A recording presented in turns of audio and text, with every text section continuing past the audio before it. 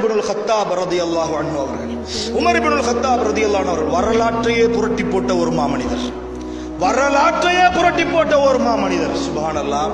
வரலாறுகள் பார்க்கிற நேரத்தில், உமர் ரலியல்லாஹு அன்ஹு வரலாறு படிக்கிற நேரத்தில் எங்களை அறியாமலே கண்ணீர் வழியும் சகோதரர்களே. அப்படிப்பட்ட பேர் சொல்லுகிற நேரத்திலேயே மெய் சிலிர்க்கிறது சகோதரர்களே. அப்படிப்பட்ட உமர், உமர் என்றால் உலகமே நடுங்கும். உமர் என்றால் அப்படி உச்சகட்டத்தில் உன்னதமான ஒரு மனிதர். இந்த உமர் ரலியல்லாஹு அன்ஹு அவர்களை மரணம் விட்டு வைத்ததா? சிந்தித்து பாருங்கள் அன்பார்ந்த இஸ்லாமிய சகோதரர்கள். எப்படிப்பட்ட ஒரு மனிதர் தெரியுமா? எப்படிப்பட்ட மனிதர் தெரியுமா? எந்த அளவுக்கு என்று சொன்னா, உமர் ரலியல்லாஹு அன்ஹு அவர்கள் ஓர் பாதையில் வந்தால், அல்லாஹ்வுடைய தூதர் ஸல்லல்லாஹு அலைஹி வஸல்லம் அவர்கள் சொல்கிறார்கள், உமர் ரலியல்லாஹு அன்ஹு அவர்கள் ஓர் பாதையில் வந்தால் ஷைத்தான் அடுத்த தெருவில் ஓட்டம் பிடிப்பான் என்றார்கள் அல்லாஹ்வுடைய தூதர். அப்படிப்பட்ட பவர்ஃபுல் அவருடைய ஈமான். அப்படிப்பட்ட மகத்தான ஒரு மனிதர் உமர் ரலியல்லாஹு அன்ஹு அவர்கள். உமர் ரலியல்லாஹு அன்ஹு அவர்கள் ஒரு இடத்துல என்ன செய்கிறார்கள்? அதாவது பலஸ்தீனுக்கு அபூ உபைதா ரலியல்லாஹு அன்ஹுடைய படையை அனுப்பி வச்ச நேரம், அவருடைய காலத்தில் படையை அனுப்பி வச்சாங்க ஒரு யுத்தத்திற்காக வேண்டும்.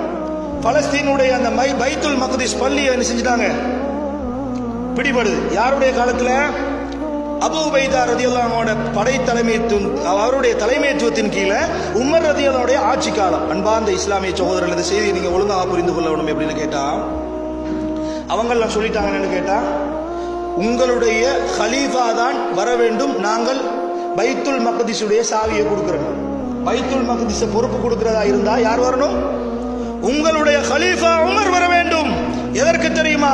வரலாறுகளிலே பார்க்கிறோம் அன்பார்ந்த இஸ்லாமிய சகோதரர்களே, உமர் ரலியல்லாஹு அன்ஹு அவர்களை பற்றி அவர்களுடைய வேதத்தில் குறிப்பிடப்பட்டுள்ளதா? எதுல?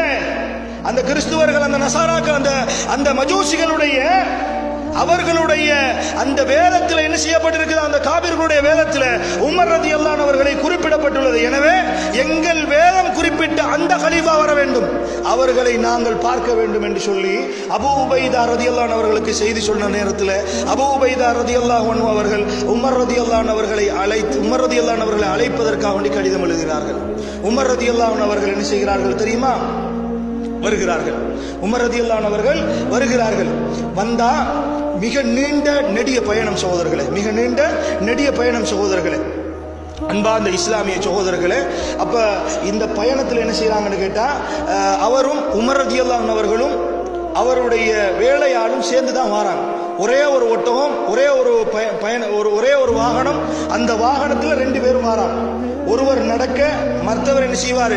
வாகனத்தின் மீது ஏறி இருப்பார். கொஞ்சம் தூரம் போகும், அதற்கு பிறகு இன்னொருத்தர் இறங்குவார், மற்றவர் ஏறிடுவார். கொஞ்சம் தூரம் வாகனம் போகும், அதற்கு பிறகு இருவரும் இறங்கி என்ன செய்வார்கள்? வாகனத்துக்கு ஒரு ரெஸ்ட் கொடுப்பாங்க. இந்த மாதிரி மிக நீண்ட நெடிய தூரம் அந்த பயணம் பைத்துல் மக்திஸ் வரைக்கும் என்ன செய்யணும்? பலஸ்தீன் வரைக்கும் வர வேண்டும் மதீனாவில் இருந்து. அன்பார்ந்த இஸ்லாமிய சகோதரர்களே, உமர் ரலியல்லாஹு அன்ஹு வருகிறார்கள். உமர் ரலியல்லாஹு, நான் சுருக்கமாக சொல்கிறேன், நீண்ட ஒரு வரலாறு இது. உமர் ரலியல்லாஹு அன்ஹு அவர்கள் வருகிறார்கள்.